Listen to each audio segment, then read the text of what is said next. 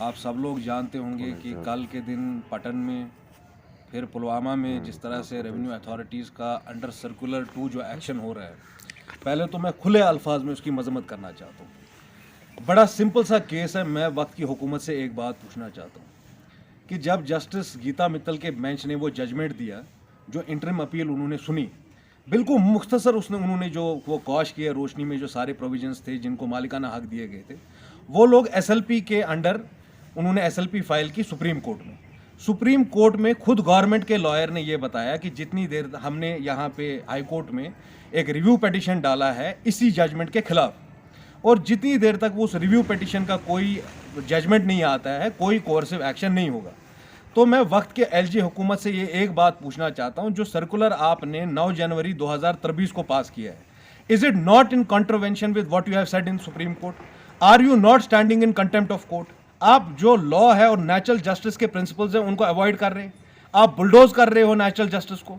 आपको under law भी अगर कोई इलीगल ऑक्यूपेंट होता है तो कानून है उसके लिए, जिसको हम इलीगल ऑक्यूपेंट्स एक्ट जो हमारा कानून में है, उसके अंडर आपको उसको नोटिस भेजना है। वो अपीलेबल है डिस्ट्रिक्ट कोर्ट में, हाई कोर्ट्स में, और even in the supreme court. जो लीगल जस्टिस के रेमेडीज़ है वो आम लोगों के पास है। अच्छा, अब जो ये जस्टिस गीता मित्तल का जो ये जजमेंट आया था, इसमें क्लासिफिकेशन होनी चाहिए थी। जो इन्होंने ब्लैंकेट आज सबको बोला ये सब लैंड ग्रैबर है। आप खुदारा मुझे एक बात बताइए, जो आदमी पुंछ में है, रजौरी में है, यहाँ पटन में है या पुलवामा में है, जिसके पास 8 मरले है, 10 मरले है, 1 कनाल है, वो लैंड ग्रैबर है क्या? ये पहले तो दिक्कत हमें उस जजमेंट से थी जो जस्टिस गीता मित्तल का आया, कि उसमें क्लासिफिकेशन नहीं किया गया है कि लैंड ग्रैबर कौन है, एनक्रोचर कौन है। अब अगर आपने सब कुछ को क्वॉश किया, खुद आपके जो वकील है वो सुप्रीम कोर्ट में ये बोलते हैं कि जितनी देर तक रिव्यू पिटीशन डिसाइड नहीं होगा हम कोई एक्शन नहीं लेंगे, तो सर्कुलर को कैसे जस्टिफाई होता है? और सर्कुलर जब आप पास भी करते हैं, ये कोई जंगल राज नहीं चल रहा है यहाँ, अभी भी आप डेमोक्रेटिक सिस्टम के अंडर है। It has not become a banana Republic. मैं बिल्कुल सख्त से सख्त अल्फाज में इसकी मजम्मत करता हूँ, और मैं वक्त के एलजी से कहता हूँ, आप मजाक बना रहे हैं हुकूमत का, आप मजाक बना रहे हैं डेमोक्रेटिक सिस्टम का, आप मजाक बना रहे हैं लीगल सिस्टम का।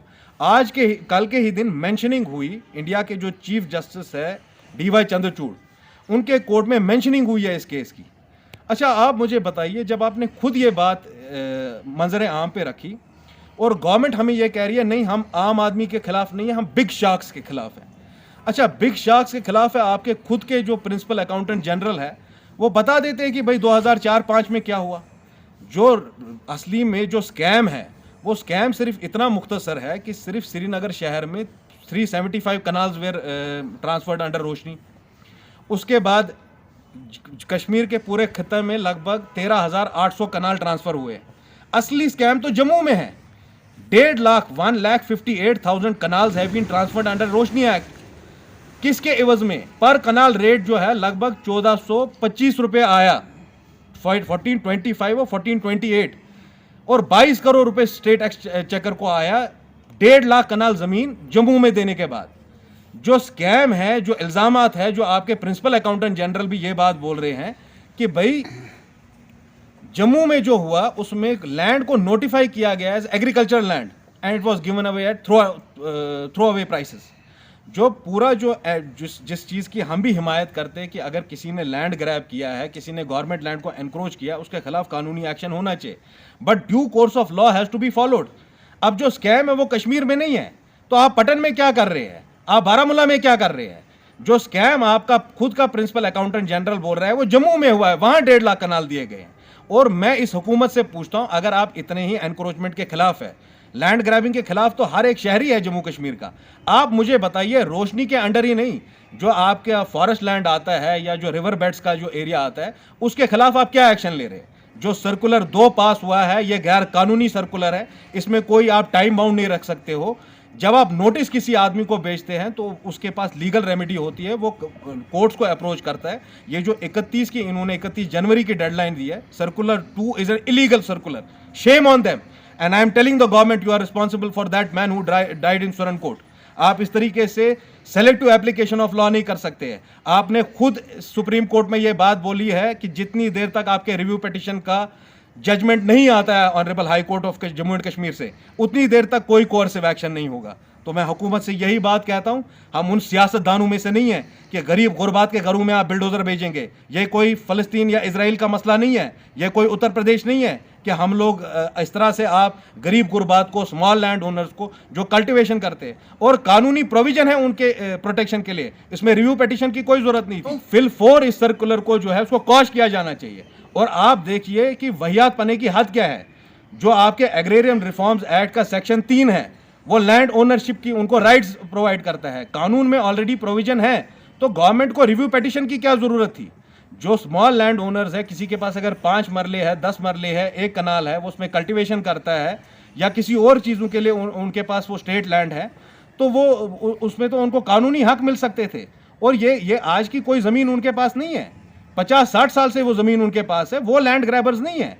आप सर्कुलर 2 के अगेंस्ट उन लोगों को हैरेस कर रहे हैं जिनके पास मींस नहीं है लीगली उसको चैलेंज करने के सुप्रीम कोर्ट में, जिनके पास बड़े बड़े वकीलों को हायर करने की ताकत नहीं है। हम इसकी मजम्मत करते हैं और मैं एलजी मनोज सिन्हा से बेटोक अल्फाज में ये बात कहता हूं, फिल 4 ये जो आपका सर्कुलर नंबर 2 जो 9 जनवरी को आया है, उसको कॉश किया जाए। बात आप जो कह रहे हैं बिल्कुल सच है, और खाली मुस्लिम मेजॉरिटी को नहीं, हमें तो ये लग रहा है कि जो बीजेपी अभी है, जो बातें मैंने आपको कानूनी तौर से भी समझाई, ये तो इस तरह की बात है कि आपने खुद अपने वकील को भेजा हुआ है सुप्रीम कोर्ट में। आपका वकील ये बात कहता है जितनी देर तक हाई कोर्ट का डिसीजन नहीं आएगा, जो जस्टिस गीता मित्तल का डिसीजन था उसके खिलाफ खुद गवर्नमेंट ने, जो जम्मू कश्मीर की गवर्नमेंट है अभी एलजी के अंडर, उन्होंने रिव्यू पिटीशन फाइल किया है। वो कह रहे जितनी देर तक रिव्यू पिटीशन नहीं आएगा हम किसी के घर पे कोई कार्रवाई नहीं होगी। ये कोई उत्तर प्रदेश नहीं है आप बिल्डोजर भेजेंगे रातों रात और लोगों के घर गिराएंगे, हम खामोश नहीं रहने वाले इस पे। और ये जो बीजेपी इसमें कर रही है, जो आज के दिन भी रेवेन्यू के से ही वो सारे रिकॉर्ड्स आए, उसमें बीजेपी के भी कुछ मिनिस्टर हैं। अच्छा, इनकी बी टीम जो है अपनी पार्टी, उनके भी मिनिस्टर हैं, तो गुलाम नबी आज़ाद के भाई उनके भी रिपोर्ट आ गई सामने। अब भाई आप मुझे एक बात बताइए, आप कियोस्क क्यों करना चाहते हैं? बीजेपी कुछ नहीं करना चाहती है, ना वो कानूनी तौर कुछ कर सकती है। कानून में वो लीगल प्रोविजंस है कि जो हमारे वल्नरेबल है, डिसएडवांटेज है, जो हमारे उस तबके में कानूनी तौर पे उनके पास वो सारी जो है सिक्योरिटीज़ वो उनके पास मौजूद है। लॉ के अंडर उनको इस तरीके से कोई नहीं कर सकता है कि उनकी ज़मीन जब्त करके ले जाए। आपने अभी देखा होगा हल्द्वानी में जो हुआ, ये चाहते थे उनकी लैंड ग्रैब करना, मगर सुप्रीम कोर्ट का ऑर्डर आ गया, और हम खामोश नहीं रहने वाले इस सब में। बेसिकली बीजेपी क्या चाहती है जम्मू कश्मीर में हो, कियोस हो। अब आपने देखा वो बेचारा हमारा आदमी, वो सुरनकोट में उसका हार्ट अटैक हो गया, क्योंकि वो पढ़ा लिखा आदमी नहीं है, वो ताकतवर आदमी नहीं है, वो इन जैसे जालिमों से मुकाबला नहीं कर सकता है। मैं इन्हीं फिरौनों से ये बोलता हूँ, फिरौनों, तुम्हें यही निहत्ते बेचारे हमारे जम्मू कश्मीर के बाशिंदे नजर आते हैं, आम शहरी। आप जिन बिग शार्स की बात कर रहे हैं उनके खिलाफ तो आप लड़ ही नहीं पाएंगे। उनके खिलाफ कैसे लड़ेंगे? आप ही की हुकूमतों ने उनको ये ज़मीनें दी हैं। अच्छा, आपके प्रिंसिपल अकाउंटेंट जनरल क्या बोल रहे हैं? किसने ज़मीन को नोटिफाई किया एज एग्रीकल्चर लैंड? किसने जम्मू में जो लूट हुई है ज़मीन की, वो किसने की है? वो भी तो आप ही के लोगों ने की है, उसमें तो बीजेपी के लोग भी है। अच्छा, मुझे एक बात बताइए, इस बात से मुझे एतराज़ है, मैं आपके ज़रिए तमाम कश्मीर की आवाम को इससे बावर कराना चाहता हूँ। इंशाअल्लाह हम हर मुमकिन कोशिश करेंगे कि लीगल एड उन लोगों को पहुँचे। कानून में ऑलरेडी प्रोविजंस है।